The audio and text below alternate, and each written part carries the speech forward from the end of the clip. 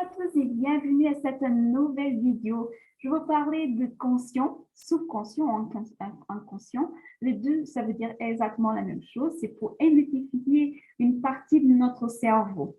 Alors, je vais partager avec vous une image de Freud, c'est une théorie auquel, à partir d'une image de l'iceberg, elle arrive bien à expliquer notre cerveau. Bien sûr, il existe plusieurs parties, mais cette image, elle permet de mieux comprendre la partie consciente et la partie subconsciente de notre cerveau.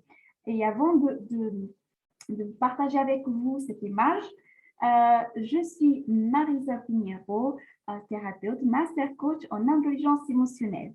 Alors, je vais essayer de partager avec vous cette image. Et je pense que vous êtes en train de la voir. C'est une image de théorie de Freud pour expliquer notre cerveau, la partie conscient et la partie subconscient ou inconscient de notre cerveau. Moi, j'aime bien l'appeler subconscient. Alors, je l'appellerai comme ça. La partie conscient, je pense que vous arrivez à voir le petit truc qui bouge là. Ça, c'est la partie consciente de notre cerveau. Et cette partie, c'est 10% de notre cerveau. Cette partie, c'est la partie tournée vers le monde extérieur, la partie logique, la partie que peut avoir une conversation logique avec une ou plusieurs personnes. Cette partie qui est maintenant, ici, dans ce moment présent. Et la partie subconscient, il y a une petite partie ici que je ne peux pas parler aujourd'hui, mais cette partie, cette grande partie ici, c'est le subconscient.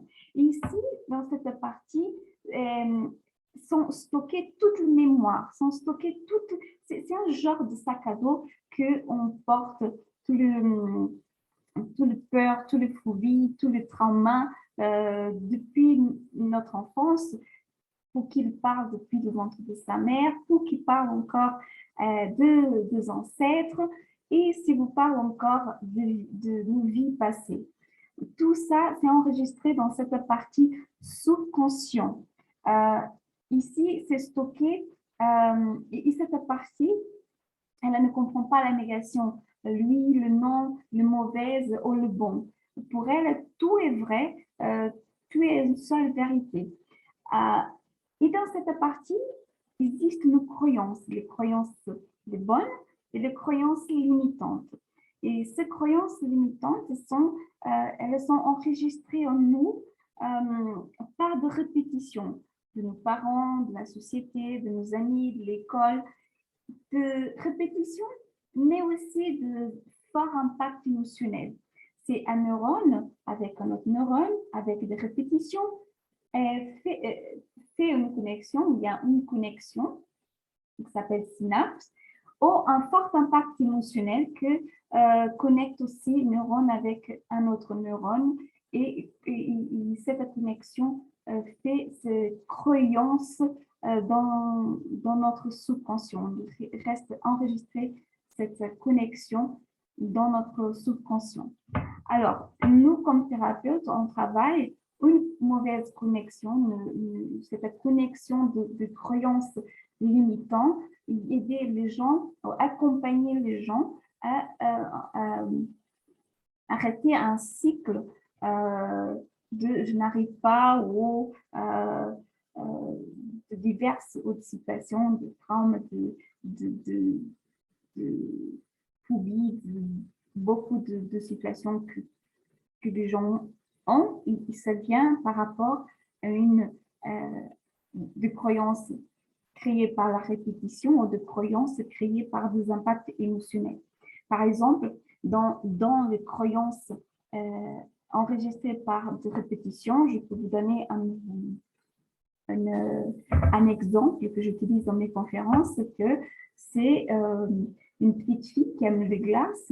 Elle a voulu acheter une glace, elle va en direction à sa mère et elle demande de l'argent à sa mère pour acheter une glace. Et sa mère, elle dit, va demander à papa parce que c'est papa qui te prend son argent et tu peux donner l'argent pour acheter la glace. Et elle va en direction de son papa, elle demande l'argent pour la glace et son papa, elle le donne. Et quelques temps plus tard, elle a envie encore de la glace et elle va vers sa mère et sa mère dit, mais ma fille, je t'avais dit, c'est papa qui prend soin de l'argent, va demander. Et la petite fille, elle va et demande à papa, et le papa, elle donne l'argent, elle va acheter sa glace toute contente. Et ça arrive encore, l'envie de manger la glace, elle va vers sa mère et sa mère dit, mais ma fille, je te l'ai dit, c'est papa qui garde l'argent, c'est lui qui a l'argent, alors demande-lui, s'il te donne la glace, bah, tant mieux. Et la petite fille vit sa répétition beaucoup de fois pendant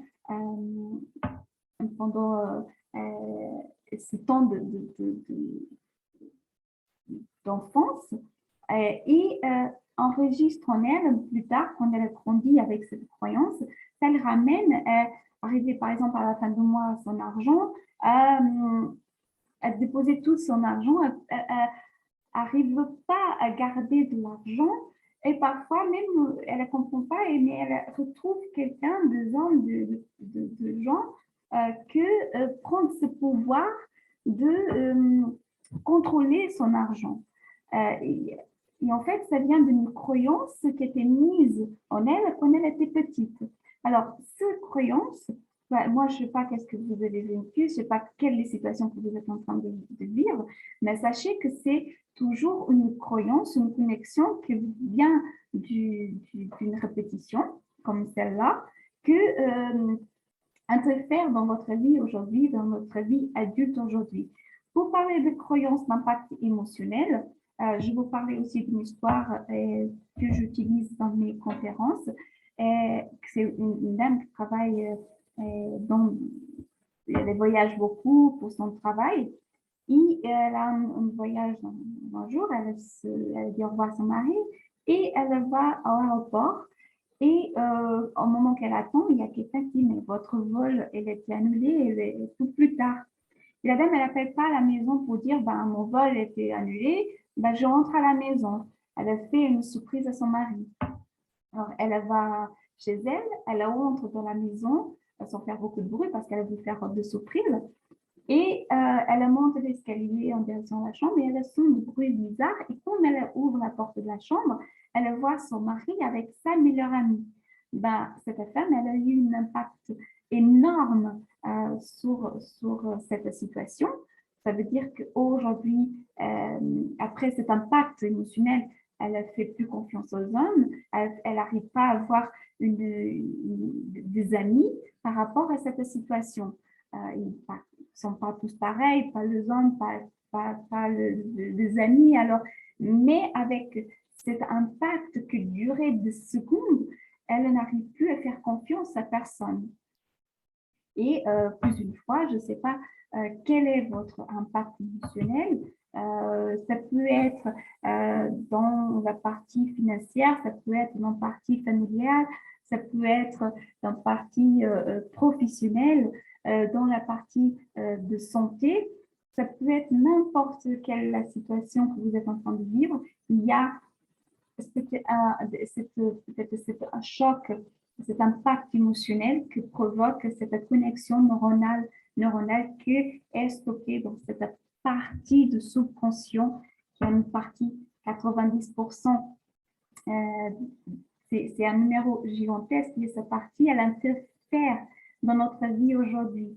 Il y a une façon de voir certaines croyances, vous-même chez vous, c'est de prendre conscience de vos paroles, de vos choix, de vos actions.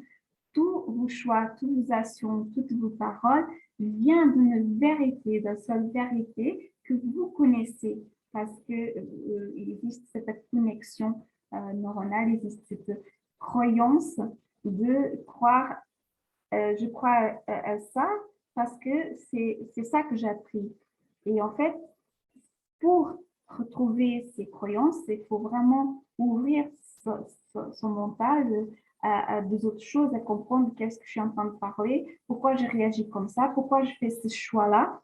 Et ça vous ramène à une croyance.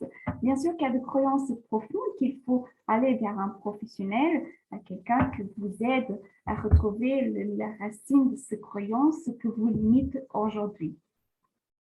Voilà, c'est ma vidéo pour aujourd'hui. Je vous souhaite une très belle journée et à la prochaine vidéo.